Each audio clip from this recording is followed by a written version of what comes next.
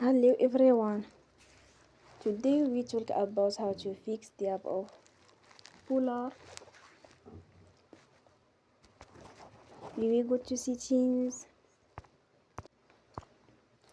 Then we click on apps. After that we search the app Polarr and we click. Then will on for stop. After that we go to storage. Then we click on clear cache. We go to Play Store and they will update your app.